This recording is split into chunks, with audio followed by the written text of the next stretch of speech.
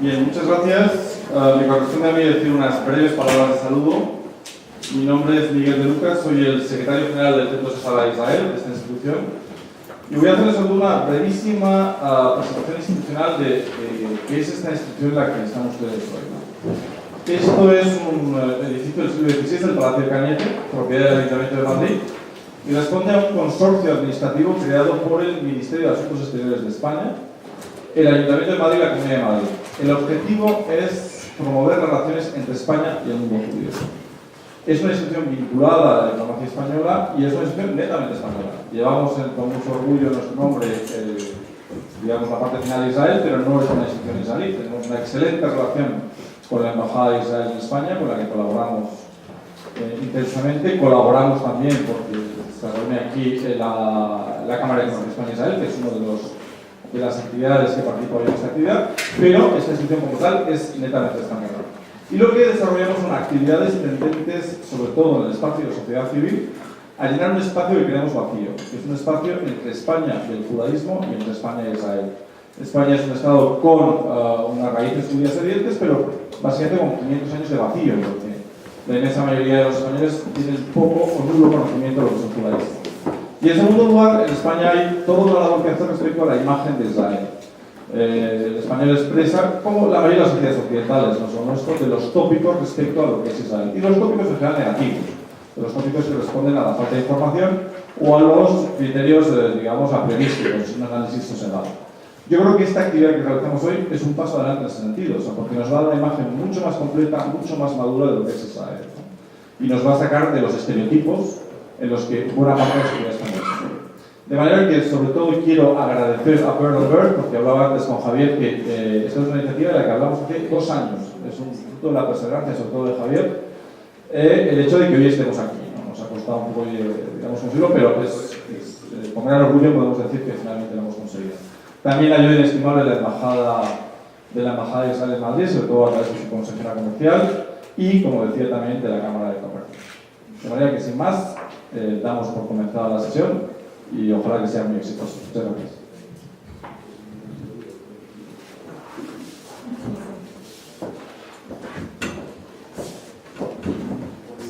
Muchísimas gracias por tus amables palabras y bueno, no me gustaría arrogarnos los méritos porque la verdad es que los méritos yo creo que están en las personas que tengo a mi derecha.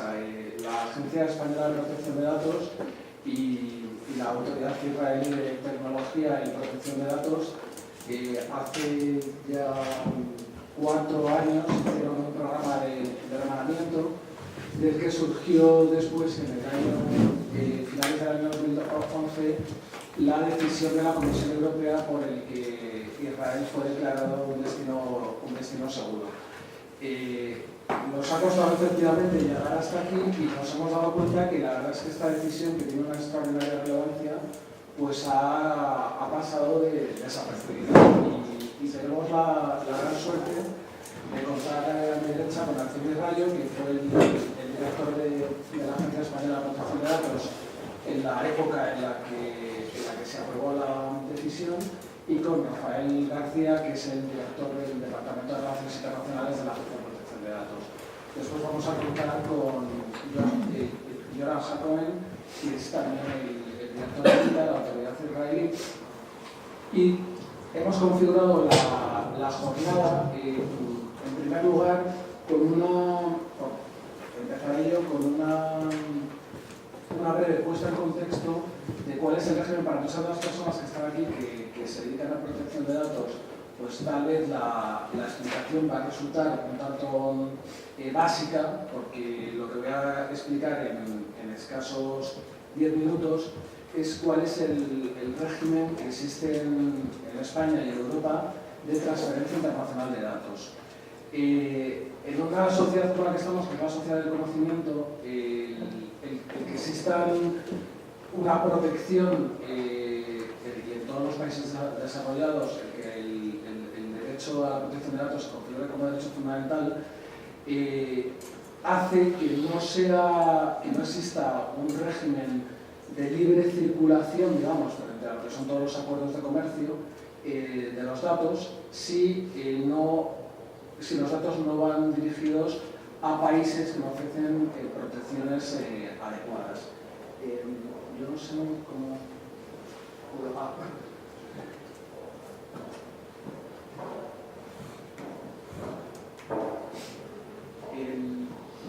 Desde el año 80, en que las Naciones Unidas aprueban los principios rectores, este principio que establece es el que ha regido, el que rige ahora todas las legislaciones del mundo occidental.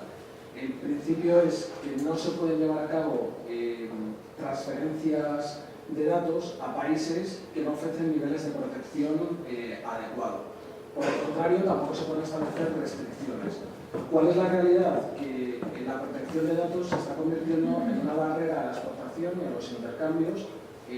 Como digo, estamos en una comunidad de conocimiento donde cada vez más operaciones, como son los call centers, como son las operaciones de outsourcing, van o se prestan desde destinos, pero lo que se pretende con todo el marco normativo es garantizar, y la palabra fundamental es la adecuación, que esos destinos a los que van a ir los datos, en nuestro caso de ciudadanos españoles, cumplen con unas garantías que son equivalentes a las del sistema español.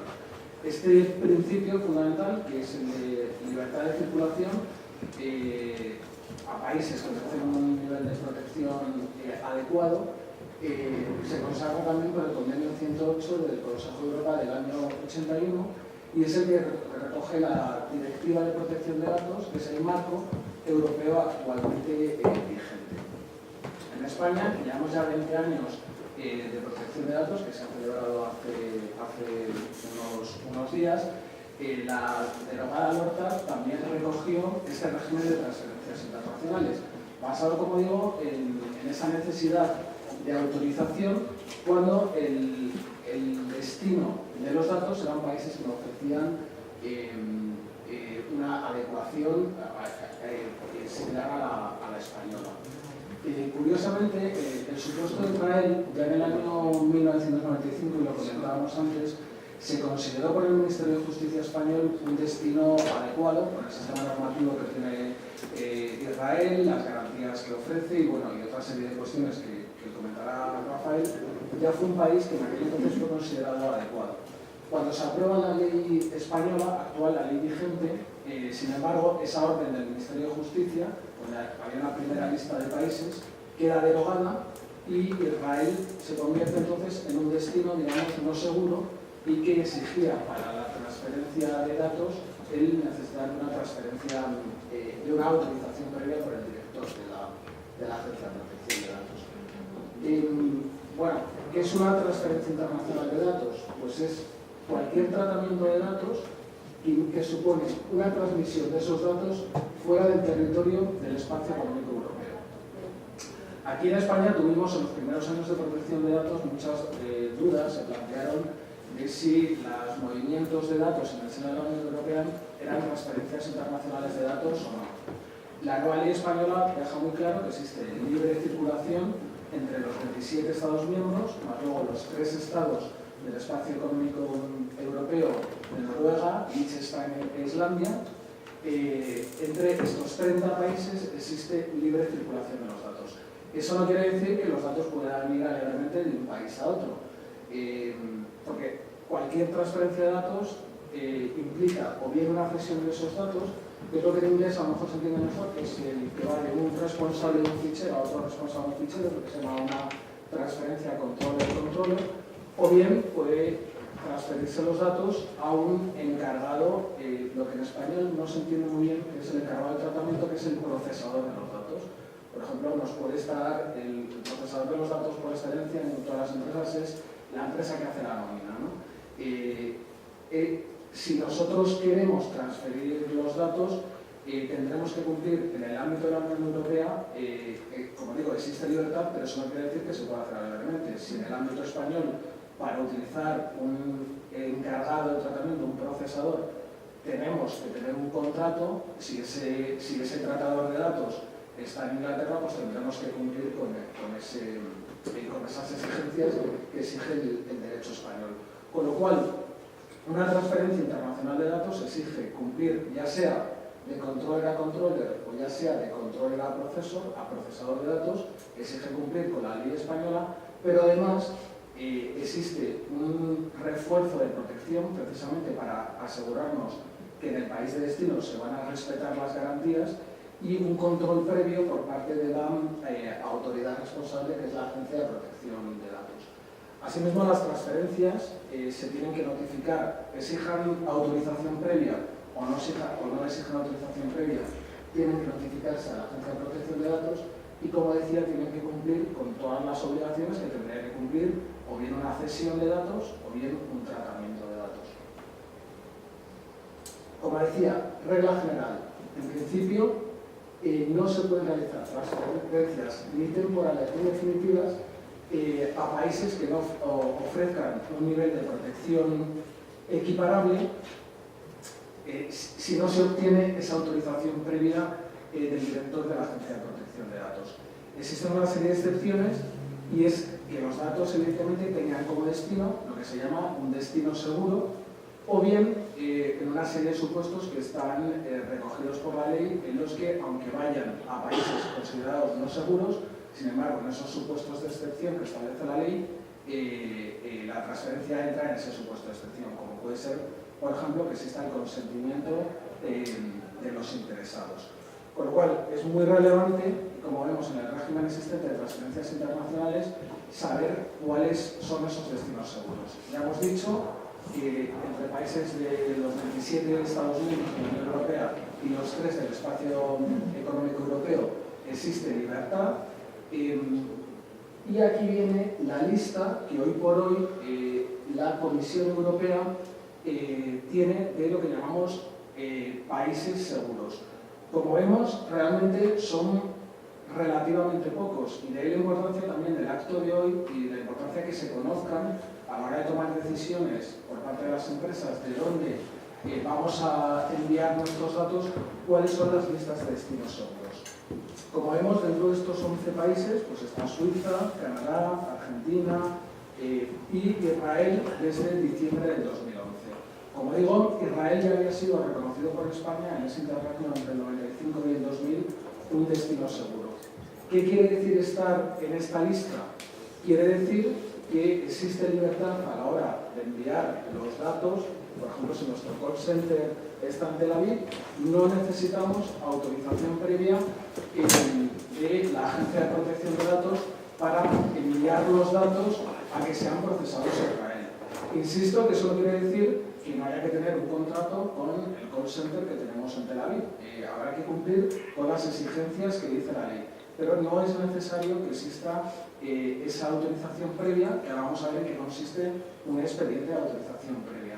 Con lo cual, claramente, como vemos, los países en el mundo, estamos hablando de, en el fondo, en el mundo globalizado en el que vivimos, nada más de 30 más 41 países en los que existe esta libertad de circulación de los datos personales. Y de ahí la relevancia, y ahora veremos que Rafael va a explicar por qué son concretamente estos países y no otros.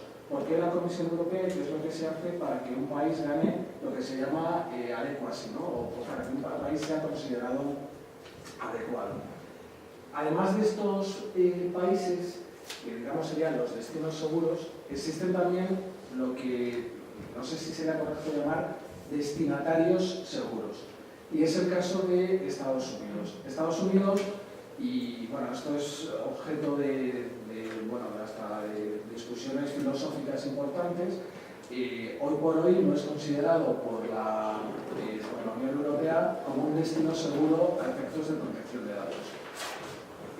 Sin embargo, existe una decisión adoptada por la Comisión Europea en el que las entidades, y por eso hablo no de destinos sino de destinatarios, aquellas empresas de Estados Unidos que están adheridas a lo que se llaman los principios del puerto seguro, sí que se consideran destinatarios seguros, con lo cual, para esas empresas que están adheridas a los principios del puerto seguro, tampoco sería necesario llevar a cabo autorización previa.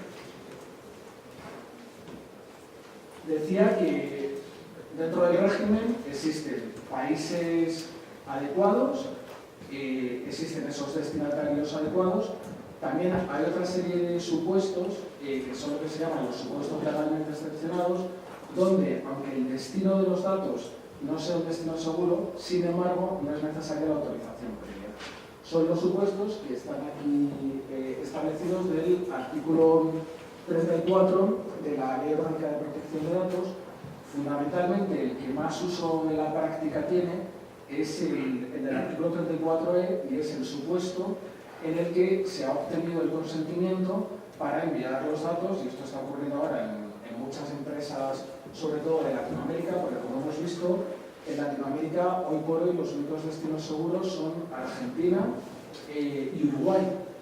Sin embargo, se están haciendo muchos intercambios de datos, muchas operaciones, por ejemplo con Perú, muchas operaciones de tratamiento, para tratar de evitar el tener que pasar por un expediente de autorización previa. Pues también una posibilidad es solicitar el consentimiento a las personas afectadas, ¿no?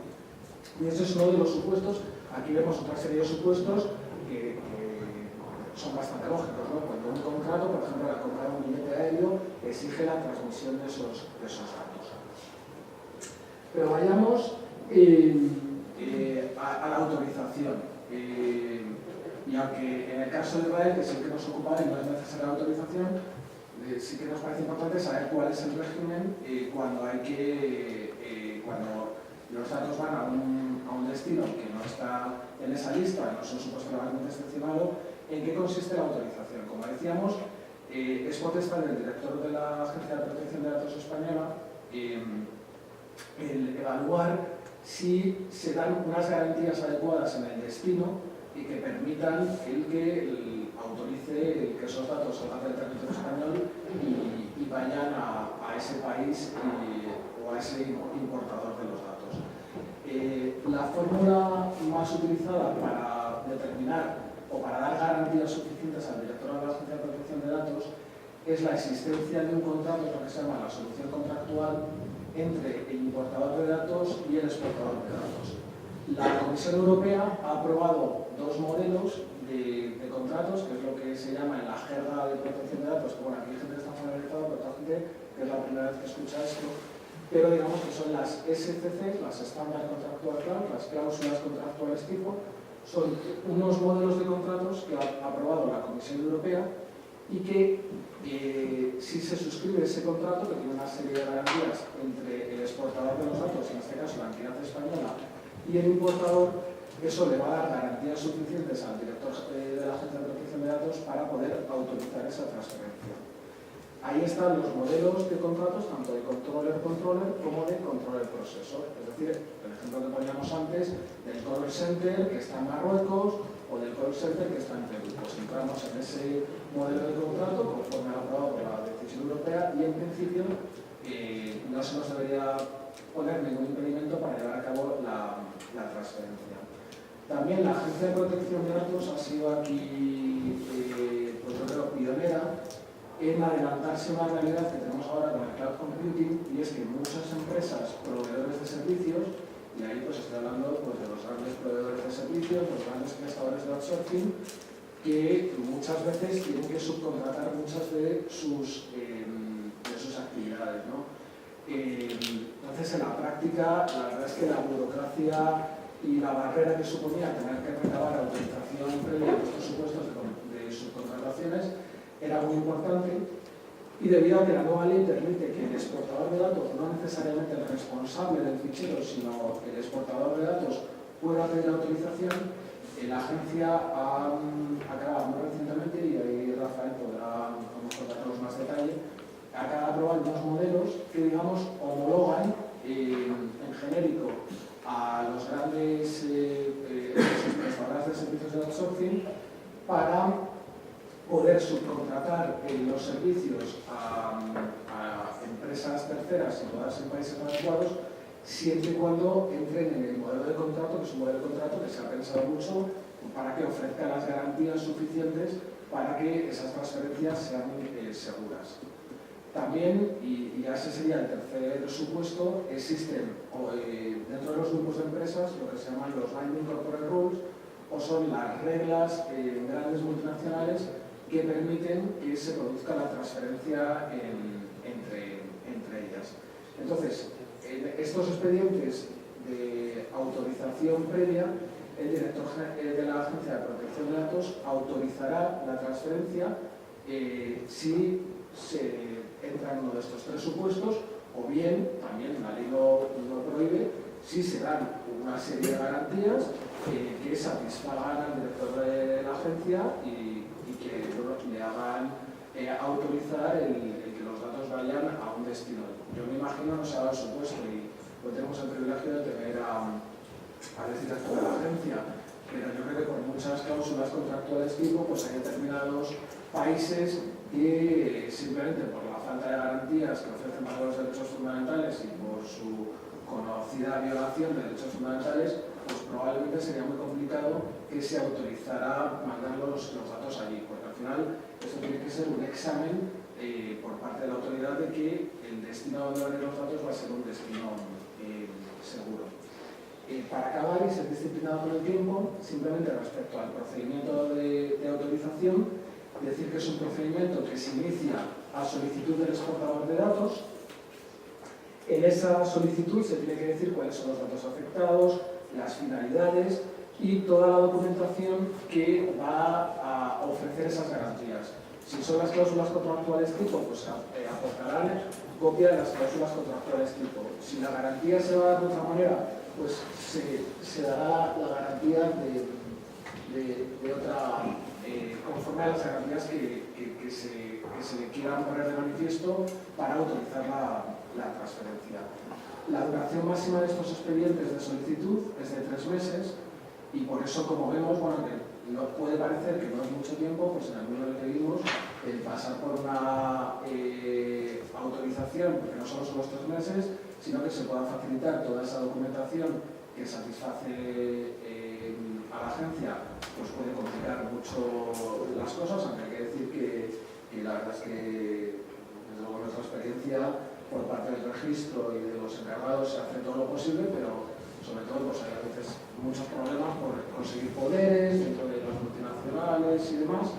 Y después, como actos posteriores, está la inscripción de la transferencia de todos los ficheros que están afectados al Registro General de Protección de Datos. Acabo ya, exactamente con mis 15 minutos, diciendo que, bueno, yo no conozco precedentes de sanciones, no sé si se habrán producido, por haber llevado a cabo transferencias sin obtener esta autorización previa o sin cumplir el régimen, pero este es uno de los supuestos más delicados porque la ley lo considera una infracción muy grave que está sujeto a una sanción que va entre los 300.000 y los 600.000 euros. O sea que, como vemos, estamos ante el legislador ha querido darle una gran importancia a esta cuestión al tipificarlo directamente como una infracción muy grave en incumplimiento del régimen. Y bueno, con esto es la primera exposición preliminar del régimen para que ahora podamos entender la importancia de la decisión del rey. Sí, te cedo la palabra, Rafa. Muchas gracias.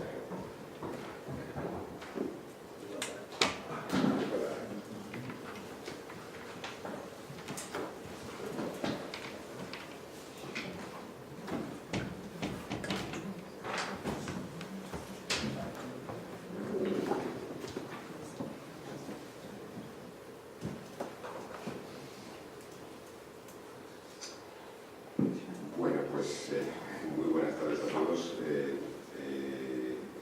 Voy a comenzar agradeciendo a todos los organizadores de este acto, a Betambel y en particular a Javier, y así como a la Casa Safrad y a la Embajada israelí la oportunidad que nos da la Agencia Española de Protección de Datos de estar presentes en este acto y hablar y evocar una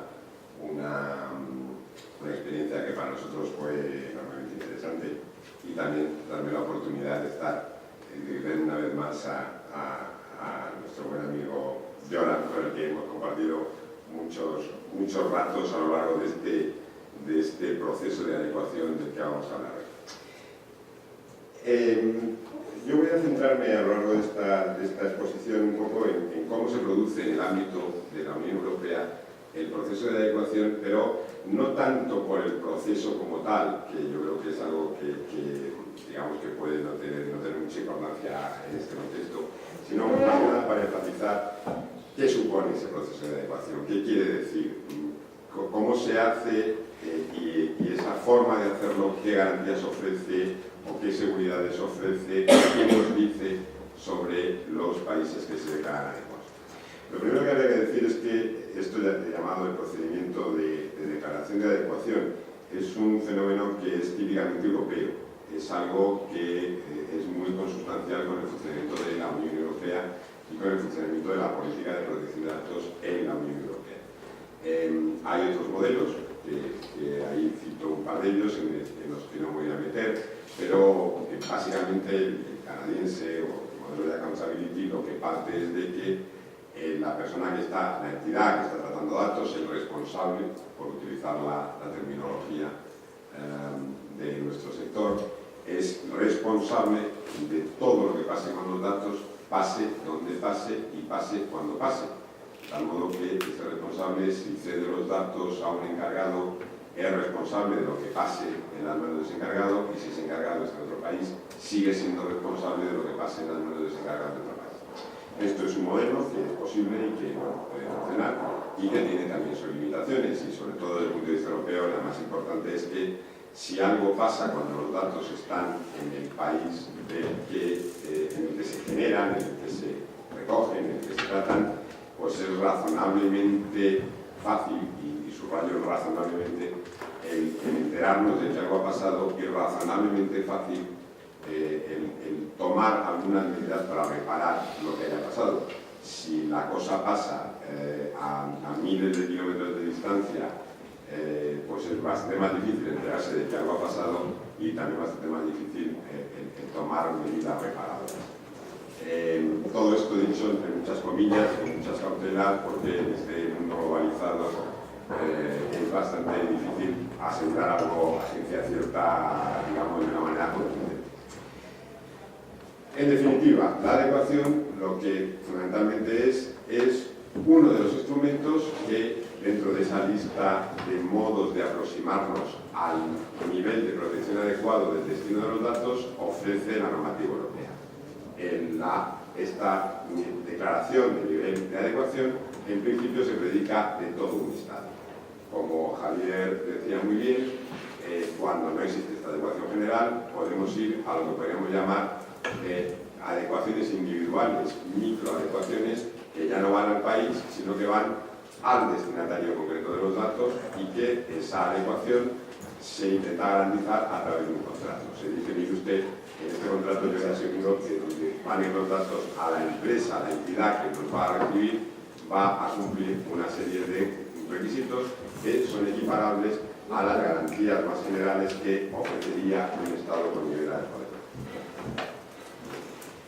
Lo que nos dice la normativa europea, la Directiva de Protección de Datos, es que los Estados miembros tomarán las medidas para que solo se puedan enviar los datos a países que ofrezcan un nivel adecuado de protección.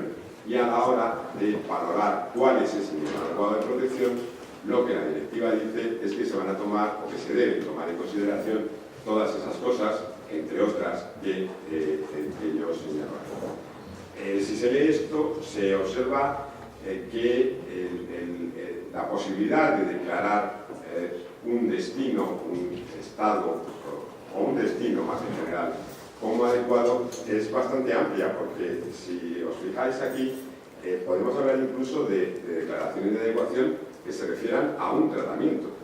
Lo que está ahí está copiado literalmente del texto de la directiva. Podríamos hablar de adecuación en un tratamiento.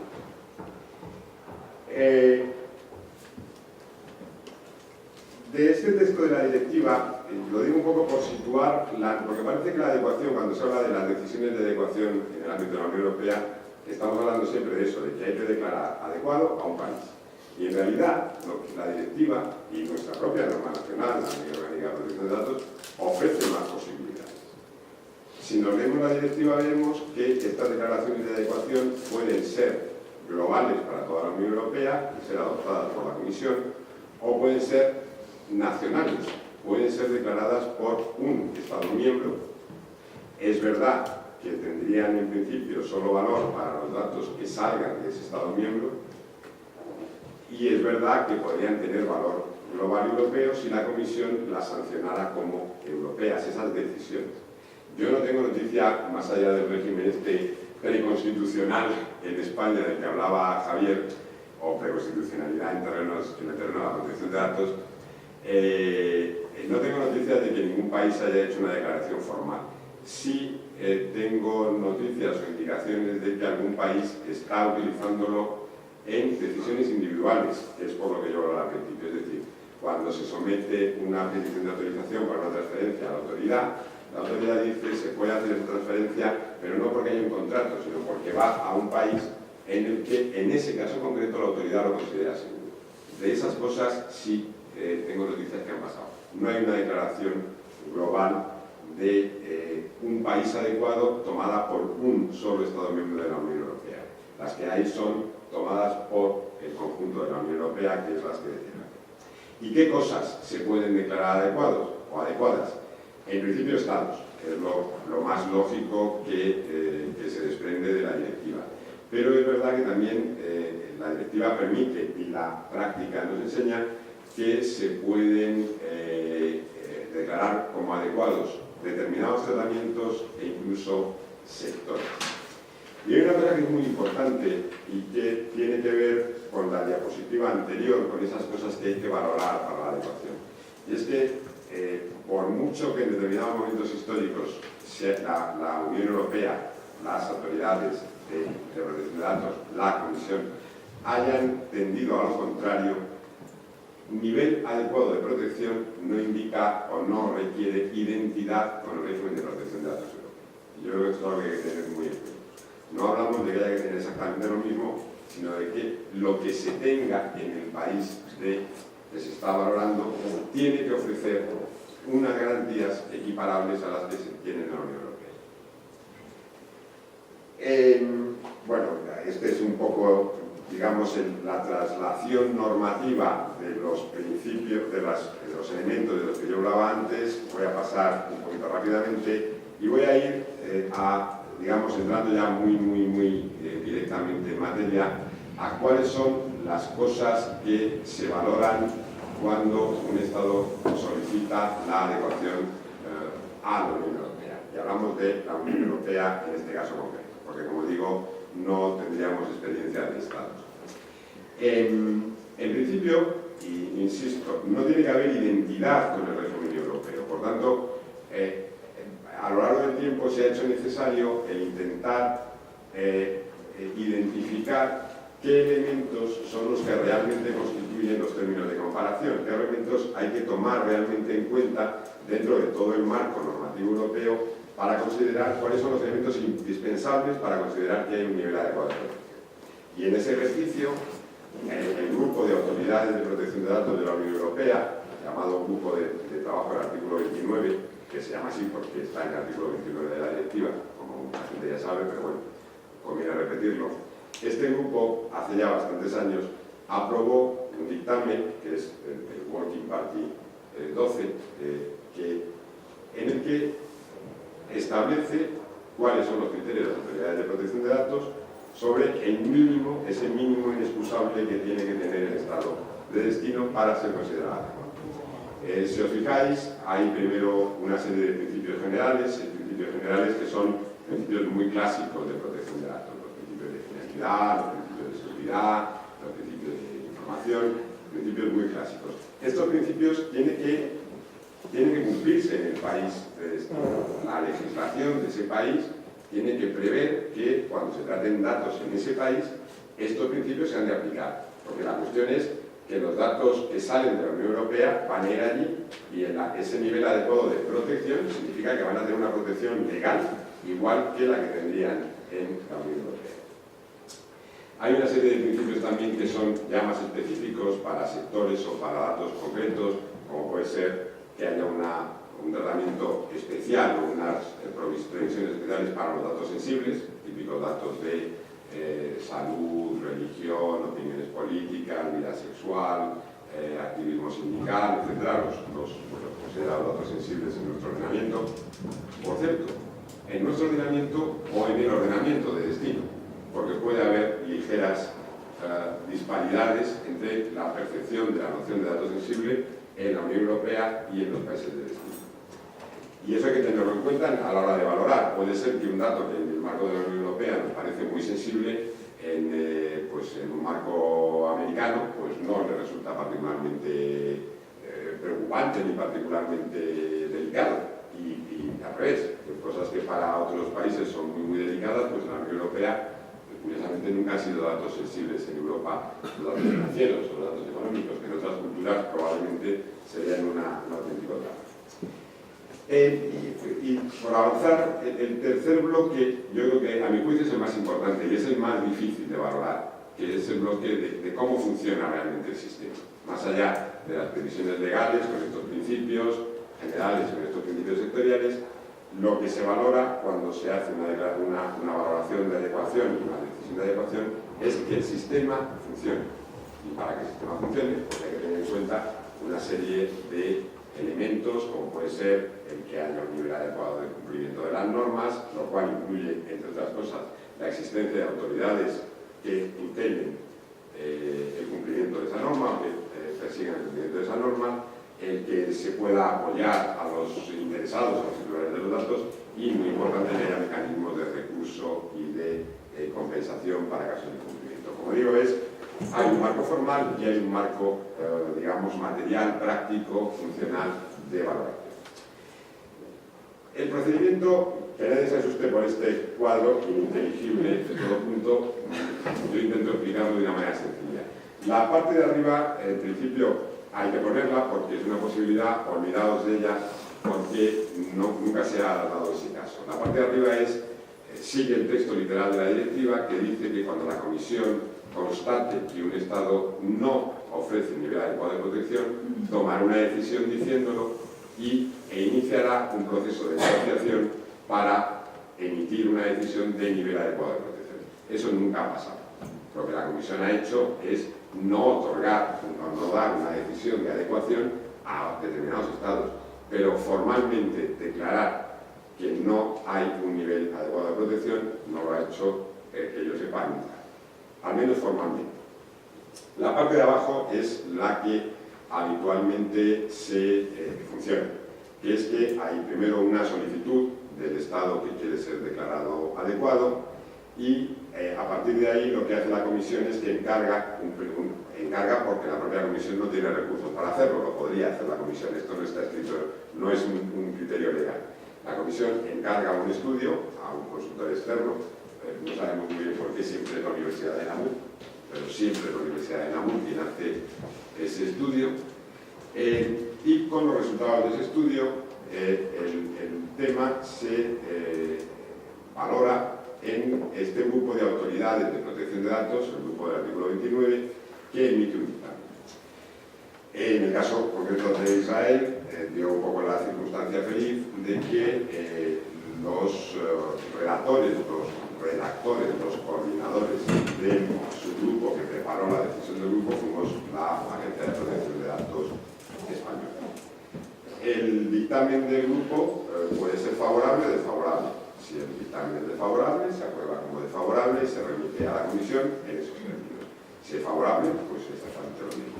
El dictamen puede ser favorable en su conjunto y establecer alguna serie de cautelas o de demandas o peticiones que se piden del Estado. Por ejemplo, en el caso de Israel, y este es un tema que se debatió bastante durante las discusiones para la adecuación, había un aspecto de la legislación israelí que, a juicio del grupo de trabajo del grupo del 29, pues no podía declararse adecuado porque no reunía esos requisitos legales y materiales de los que yo hablaba antes, que eran los tratamientos no automatizados, los tratamientos manuales. De acuerdo con la legislación israelí, la ley de protección de datos tiene una parte sobre tratamientos automatizados y otra sobre no automatizados, y la de no automatizados no alcanza el nivel de protección que ofrece la de datos automatizados. Y eso se recogía en este dictamen del grupo del 29. Ese dictamen y el informe previo los estudia la comisión y la comisión prepara una decisión. Y esa propuesta de decisión la tiene que consultar con un comité en el que están representados los Estados miembros y el comité da su opinión. Si la opinión del comité coincide con la de la comisión, se puede, salvo un pequeño trámite que ahora mencionaré, se puede aprobar la decisión sin más. Si no coincidiera el dictamen de este comité de los Estados miembros con la opinión de la comisión, habría que elevar la cuestión al Consejo de Ministros, Consejo de la Unión Europea, que tendría que tomar la decisión. Normalmente la opinión de este comité coincide con la propuesta de la comisión y se puede aprobar la decisión. Decía que faltaba un trámite y es que el Parlamento Europeo tiene un mes de plazo para pronunciarse no tanto sobre el contenido de la decisión como sobre el hecho de si la comisión se ha excedido o no en sus poderes a la hora de adoptar esa decisión. ¿Por qué cuento todo este procedimiento? Si os fijáis, estamos hablando de qué se busca, o sea, qué encontramos cuando hay una decisión de adecuación. ¿Eso que nos está diciendo? Nos está diciendo que en un país se cumple esta serie de principios en su legislación y el sistema funciona de esta determinada manera, y nos lo está diciendo una decisión de la Comisión que está avalada por el grupo de autoridades más la posición de los Estados miembros que se reúnen en este consejo, que se llama el consejo, el comité, se llama el comité del artículo 31 porque está en el artículo 31 de la directiva. Aquí todas las cosas se llaman según donde están colocadas. No voy a esta misma lista en la que tenía Javier, y además Javier la tenía más bonita porque la suya tenía banderas y la mía no. Yo solo añado que ahora mismo hay dos países que están en fase de tramitación, países en un caso que es Mónaco. En el caso de Mónaco ya hay una opinión favorable del grupo del artículo 29, está pendiente de la decisión de la Comisión ante el comité del artículo 31, y en el caso de Quebec, que no es un país, es una provincia de Canadá, pero que tiene autoridad y tiene legislación propia, ni siquiera hay todavía dictamen del grupo de trabajo del artículo 29. Como comentábamos tanto Javier como yo mismo, esto se podría haber hecho a nivel interno, podría ser una decisión del director de la agencia, y como también nos decíamos, no hay precedentes. Antes estábamos comentando informalmente, y esto también, en fin, lo digo casi informalmente, que en la breve historia de todo este funcionamiento hemos estado en un par de ocasiones a punto de adoptar en España una decisión considerando adecuados dos países de destino. Uno fue Andorra y otro ha sido Uruguay, y casi fue resultado de una pataleta porque el proceso se estaba dilatando excesivamente a nivel europeo por retrasos por culpa de la Comisión. Y Joran no me entiende bien, pero Joran sabe que también en el caso de Israel hubo retrasos, en algunos casos difícilmente justificables. Entonces, en esos dos casos, de Andorra y posteriormente de Uruguay, por ejemplo, simplemente como anécdota, en el caso de Uruguay transcurrió 1 año y medio desde que el grupo de trabajo del 29 emitió su dictamen favorable hasta que se publicó la decisión. No, casi 2 años. La decisión de adecuación. 2 años. Desde el mes de octubre del año 2010 hasta el mes de agosto del año 2012. La Comisión tenía todos los informes encima de la mesa, pero no tomó la decisión. Y como digo, la pataleta que aquí en España, que también habíamos trabajado bastante duramente con esta decisión, la pataleta que nos cogimos, pues estuvimos a punto de haber autorizado algún tipo de transferencia individual basada en el nivel de adecuación. Este cuadro no tiene mucho que ver con nada de lo que he estado hablando, pero sí tiene que ver con la siguiente diapositiva que voy a presentar. Y es que realmente la decisión de adecuación supone o puede suponer en determinados casos un antes y un después para el país que la recibe en términos prácticos. Estos datos son del año 2011, que es el último del que existen cifras oficiales consolidadas. No hay otras cifras, pero oficiales y consolidadas son estas. y se ve fácilmente que, mientras que toda Iberoamérica, ahí estaba todavía Uruguay, sin adecuación, toda Iberoamérica recibió ese número de autorizaciones que se ven ahí en la columna, autorizaciones de las que hablaba Javier, autorizaciones con contrato y con, digamos, ante la transferencia internacional. Argentina, que en aquella época era el único país sudamericano que tenía la adecuación, notificó 378 transferencias internacionales. Es decir, Argentina sola notificó más transferencias que todo el resto del subcontinente en un año. Y con esto, esta última diapositiva es por lo que quiero acabar, digamos, un poco con una valoración de este sistema. El sistema de declaración de adecuación tiene una serie de beneficios. Por una parte, permite asegurar que el nivel de protección es suficiente y es elevado, porque supone valorar, contrastar con el estándar europeo, que es universalmente reconocido, que es un estándar alto de protección de datos, supone decir que el país al que se le concede la adecuación satisface ese estándar. No necesariamente es idéntico, pero tiene mecanismos que satisfacen ese estándar. Con lo cual, de alguna manera, el sistema de adecuación tiene la virtud de expandir niveles elevados de protección por todo el mundo. Y esto en sí mismo está bien. Está bien porque facilita al 100% los flujos de datos. En el momento en que un país se declara adecuado, como Javier estaba explicando, ya no hay ningún obstáculo para digamos, la circulación de datos con relación a ese país. Digamos, el tercer punto, que también es positivo, como no hace falta identidad, permite que cada país adopte unas soluciones propias sin perjuicio de que esas soluciones propias sean coherentes o cumplan los niveles que puede tener la exigencia, por así decirlo, de la Unión Europea. Pero también tiene sus limitaciones, y yo creo que esto es algo de lo que bueno, por los que participamos en esta historia debemos reconocer. Una es que el proceso es largo, y además es externo, es ajeno al país que lo ha solicitado. Al país que lo ha solicitado se le piden papeles, se le piden informes, se le piden normas, incluso, como ocurrió en el caso de Israel, en el caso de Israel y de Andorra, la autoridad israelí y la autoridad andorrana